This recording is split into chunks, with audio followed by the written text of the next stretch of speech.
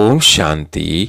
आज 16 जुलाई 2024 की साकार मुरली। आज बाबा ने कहा, मीठे बच्चे, ड्रामा की यथार्थ नॉलेज से ही तुम अचल, अडोल और एक रस रह सकते हो। माया के तूफान तुम्हें हिला नहीं सकते। प्रश्न, देवताओं का मुख्य एक कौन सा गुण तुम बच्चों में सदा दिखाई देना चाहिए? उत्तर, हर्षित रहना। देवताओं को सदा मुस्कुराते हुए हर्षित दिखाते हैं। ऐसे तुम बच्चों को भी सदा हर्षित रहना है। कोई ही बात हो, मुस्कुराते रहो। कभी भी उदासी या गुस्सा नहीं आना चाहिए। जैसे बाप तुम्हें राइट और रॉन्ग की समझानी देते हैं, कभी गुस्सा नहीं करते, उदास नहीं होते, ऐसे तुम बच्चों को भी उदास नहीं होना है। ओम शांति। बेहद के बच्चों को बेहद के बाप समझाते हैं। ओम शांति। बेहद के बच्चों को बेहद का बाप समझाते हैं। लौकिक बाप तो ऐसे नहीं कहेंगे। उनके तो करके 5 से 7 बच्चे होंगे। यह तो जो भी सभी आत्माएं हैं आपस में ब्रदर्स हैं, उन सब का जरूर बाप होगा। कहते भी हैं हम सब भाई भाई हैं। सब के लिए कहते हैं, जो भी आएंगे उनके लिए कहेंगे हम भाई भाई हैं। ड्रामा में तो सभी बांधे हुए हैं, जिसको कोई नहीं जानते। यह न जानना भी ड्रामा में नूंद है, जो बाप ही आकर सुनाते हैं। कथाएं आदि जब बैठ सुनाते हैं तो कहते हैं परम पिता परमात्माए नमः। अब वो कौन है यह जानते नहीं। कहते हैं ब्रह्मा देवता, विष्णु देवता, शंकर देवता, परंतु समय से नहीं कहते हैं। ब्रह्मा को वास्तव में देवता नहीं कहेंगे। देवता विष्णु को कहा जाता है। ब्रह्मा का किसको भी पता नहीं है। विष्णु देवता ठीक है, शंकर का तो कुछ ही पाठ है नहीं, उनकी बायोग्राफी नहीं है। शिव बाबा की तो बायोग्राफी है। वो आते ही हैं पतितों को पावन बनाने, नई दुनिया स्थापन करने। अभी एक आदि सनातन देवी देवता धर्म की स्थापना और सब धर्मों का विनाश होता है। सभी कहाँ जाते हैं? शांति धाम। शरीर तो सबके विनाश होने हैं। नई दुनिया में होंगे ही सिर्फ तुम। जो ही मुख्य धर्म है उनको तुम जानते हो। सबके तो नाम नहीं ले सकेंगे। छोटी छोटी टाल टालियां तो बहुत हैं। पहले पहले हैं डिटिज्म, फिर इस्लामी। यह बातें सिवाय तुम बच्चों के और कोई की बुद्धि में नहीं है। अभी वादी सनातन देवी देवता धर्म प्राय लोप है, इसलिए ब्रेन ट्री का मिसाल देते हैं। सारा झाड़ खड़ा है, फाउंडेशन है नहीं। सबसे बड़ी आयु इस ब्रेन ट्री की होती है। तो इसमें सबसे बड़ी आयु है आदि सनातन देव देवता धर्म की। वह जब प्राय लोप हो तब तो बाप आकर कहे कि अभी एक धर्म की स्थापना और अनेक धर्मों का विनाश होना है, इसलिए त्रिमूर्ति भी बनाया है, परंतु अर्थ नहीं समझते हैं। तुम बच्चे जानते हो ऊंच तुझ भगवान है, फिर ब्रह्मा विष्णु शंकर, फिर सृष्टि पर आते हैं। तो देवी देवताओं के सिवाय और कोई धर्म है नहीं। भक्ति मार्ग की भी ड्रामा में नूंद है। पहले शिव की भक्ति करते, फिर देवताओं की। भारत की ही तो बात है। बाकी तो समझते हैं हमारा धर्म, मठ, पंथ कब स्थापन होता है। जैसे आर्य लोग कहते हैं हम बहुत पुराने हैं। वास्तव में सबसे पुराना तो है ही आदि सनातन देव देवता धर्म।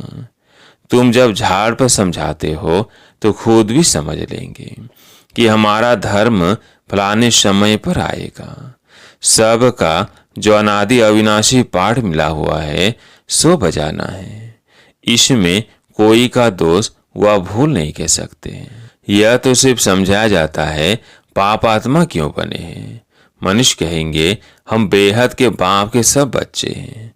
फिर सब ब्रदर सतयुग में क्यों नहीं है, परंतु ड्रामा में पार्ट ही नहीं है। यह अनादि ड्रामा बना हुआ है, इसमें निश्चय रखो और कोई बात बोलो नहीं। चक्र भी दिखाया है कैसे यह फिरता है, कल्प वृक्ष का भी चित्र है, परंतु यह कोई जानते नहीं कि इनकी आयु कितनी है। बाप कोई की निंदा नहीं करते हैं, यह तो समझा जाता है। तुमको भी समझाते हैं, तुम कितने पावन थे, अभी पतित बने हो तो पुकारते हो, हे पतित पावन आओ। पहले तो तुम सबको पावन बनना है, फिर नंबरवार पाठ बजाने आना है। आत्माएं सब ऊपर में रहती है, बाप भी ऊपर में रहते हैं, फिर उनको बुलाते हैं कि आओ। ऐसे वो बुलाने से आते नहीं हैं। बाप कहते हैं मेरा भी ड्रामा में पाठ नोंदा हुआ है। जैसे हद के ड्रामा में भी बड़े बड़े मुख्य एक्टर्स का पाठ होता है, या फिर है बेहद का ड्रामा। सब ड्रामा के बंधन में बांधी हुई है। इसका मतलब यह नहीं है कि धागे में बांधे हुए हो, नहीं, यह बाप समझाते हैं। वो है जड़ झाड़। अगर बीज चैतन्य होता तो उसको मालूम होता ना कि यह कैसे झाड़ बड़ा हो, फिर फल देंगे। यह तो है चैतन्य बीज, इस मनुष्य सृष्टि रूपी झाड़ का। इसको उल्टा झाड़ कहा जाता है। बाप तो है नॉलेजफुल, उनको सारे झाड़ की नॉलेज है। यह है वही गीता का नॉलेज, कोई नई बात नहीं है। यहाँ बाबा कोई श्लोक आदि नहीं उच्चारते हैं, वो लोग ग्रंथ पढ़कर फिर अर्थ बैठ समझाते हैं। बाप समझाते हैं यह है पढ़ाई, इसमें श्लोक आदि की दरकार नहीं। उन शास्त्रों की पढ़ाई में कोई एम ऑब्जेक्ट है नहीं। कहते भी हैं ज्ञान भक्ति वैराग्य, यह पुरानी दुनिया विनाश होती है। सन्यासियों का है हद का वैराग्य और तुम्हारा है बेहद का वैराग्य। शंकराचार्य जाते हैं तब वो बैठ सिखलाते हैं घरवार से वैराग्य। वो अभी शुरू में शास्त्र आदि नहीं सिखाते। जब बहुत वृद्धि होती जाती है तब शास्त्र बनाने शुरू करते हैं। पहले पहले तो धर्म स्थापन करने वाला एक ही होता है, फिर आहिस्ते आहिस्ते वृद्धि को पाते हैं। यह भी समझना है सृष्टि में पहले पहले कौन सा धर्म था। अभी तो अनेक धर्म है। आदि सनातन देवी देवता धर्म था, जिसको स्वर्ग हेवन कहते हैं। तुम बच्चे रचयिता और रचना को जानने से आस्तिक बन जाते हो। नास्तिक बनने का कितना दुख होता है। निधन के बन पड़ते हैं, आपस में लड़ते झगड़ते रहते हैं। कहते हैं ना तुम आपस में लड़ते रहते हो, तुम्हारा कोई धनी धोनी नहीं है क्या। इस समय सब निधन के बन पड़ते हैं। नई दुनिया में पवित्रता सुख शांति सब था, अपार सुख थे। यहाँ परंपार दुख है, वह सतयुग के और यह है कलयुग के। अभी तुम्हारा है पुरुषोत्तम संगम युग। यह पुरुषोत्तम संगम युग एक ही होता है। सतयुग त्रेता के संगम को पुरुषोत्तम नहीं कहेंगे। यहाँ है असुर, वहाँ है देवताएं। तुम जानते हो यह रावण राज्य है। रावण के ऊपर गधे का शीश दिखाते हैं। रावण के ऊपर गधे का शीश दिखाते हैं। गधे को कितना भी साफ कर उस पर कपड़े रखो, गधा फिर भी मिट्टी में लेटकर कपड़े खराब कर देगा। बाप तुम्हारे कपड़े साफ गोल गोल बनाते हैं, फिर रावण राज्य में लिथड़ कर अपवित्र बन जाते हो। आत्मा और शरीर दोनों अपवित्र बन जाते हैं। बाप कहते हैं तुमने सारा श्रृंगार गंवा दिया। बाप को पतित पावन कहते हैं। तुम भरी सभा में कह सकते हो कि हम गोल्डन एज में कितने श्रृंगारे हुए थे, कितना फर्स्ट क्लास राज्य भाग्य था, फिर माया रूपी धूल में लिथड़ कर मैले हो गए। बाप कहते हैं यह अंधेरी नगरी है, भगवान को सर्वव्यापी कह दिया है। जो कुछ हुआ वो हूबहू रिपीट होगा। इसमें मूंझने की दरकार नहीं है। 5000 वर्ष में कितने मिनट, घंटे, सेकेंड है।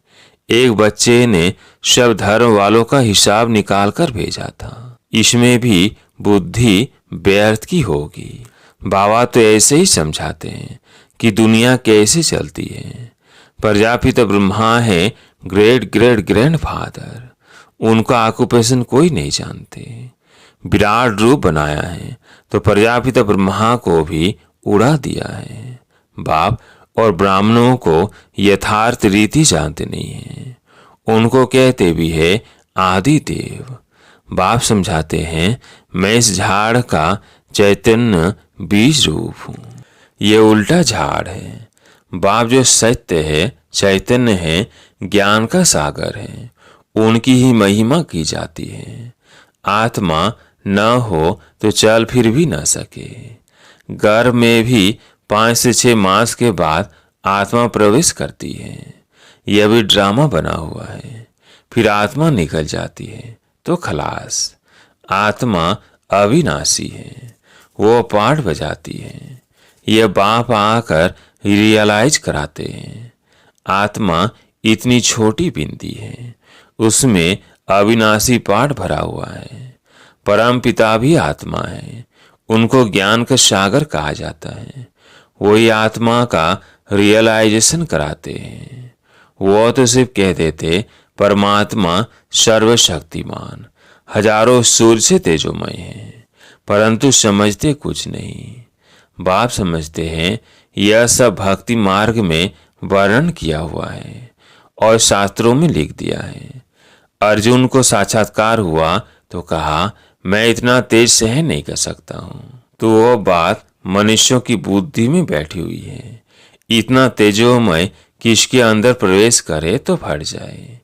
ज्ञान तो नहीं है ना, तो समझते हैं परमात्मा तो हजार सूर्य से तेजोमय है, हमको उनका साक्षात्कार चाहिए। भक्ति की भावना बैठी हुई है तो उनको साक्षात्कार भी होता है। शुरू शुरू में तुम्हारे पास भी ऐसे बहुत साक्षात्कार करते थे, आंखें लाल हो जाती थी।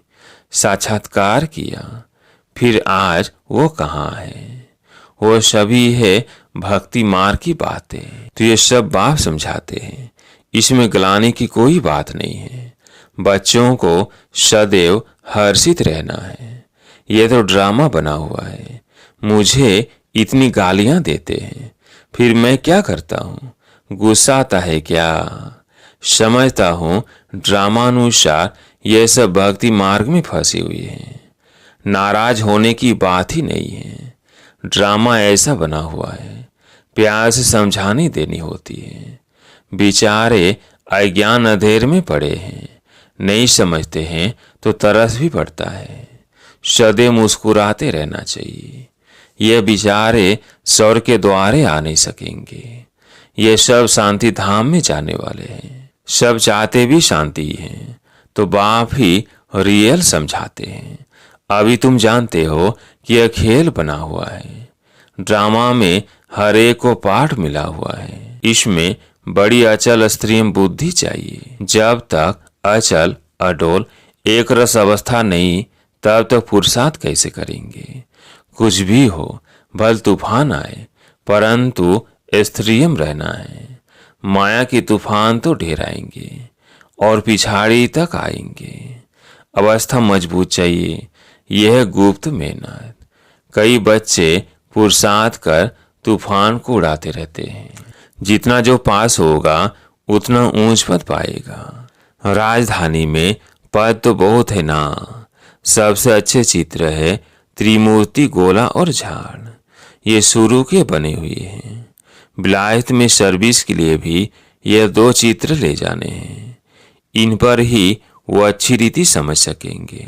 आहिस्ते आहिस्ते बाबा जो चाहते हैं यह चित्र कपड़े पर हो, वह भी बनते जाएंगे। तुम समझाएंगे कि यह कैसे स्थापन हो रही है, तुम भी इसको समझेंगे तो अपने धर्म में ऊंच पद पाएंगे। कृष्ण धर्म में तुम ऊंच पद पाना चाहते हो तो ये अच्छी रीति समझो। अच्छा, मीठे मीठे सिकिलधे बच्चों प्रति माता पिता बाप दादा का याद प्यार और गुड मॉर्निंग। रूहानी बाप की रूहानी बच्चों को नमस्ते। हम रूहानी बच्चों की रूहानी बाप दादा को याद प्यार गुड मॉर्निंग नमस्ते नमस्ते। धारणा के लिए मुख्य सार। पहला पॉइंट, इस पुरुषोत्तम संगम युग पर पवित्र बन स्वयं का श्रृंगार करना है। कभी भी माया की धूल में लिथड़ कर श्रृंगार बिगाड़ना नहीं है। दूसरा, इस ड्रामा को यथार्थ रीति समझकर अपनी अवस्था अचल अडोल स्त्रियम बनानी है। कभी भी मूंझना नहीं है, सदैव हर्षित रहना है। आज प्यारे मीठे बाबा का वरदान, सोच समझकर हर कर्म करने वाले पश्चाताप से मुक्त ज्ञानी तू आत्मा भव। सोच समझकर हर कर्म करने वाले पश्चाताप से मुक्त ज्ञानी तू आत्मा भव। दुनिया में भी कहते हैं पहले सोचो फिर करो। जो सोच कर नहीं करते, करके भी सोचते हैं तो पश्चाताप का रूप हो जाता है। पीछे सोचना यह पश्चाताप का रूप है और पहले सोचना यह ज्ञानी तो आत्मा का गुण है। द्वापर कलयुग में तो अनेक प्रकार के पश्चाताप ही करते रहे, लेकिन अब संगम पर ऐसा सोच समझ कर संकल्प व कर्म करो जो कभी मन में भी एक सेकंड भी पश्चाताप न हो। तब कहेंगे ज्ञानी तू आत्मा। स्लोगन, रहमदिल बन सर्व गुणों और शक्तियों का दान देने वाले ही मास्टर दाता है।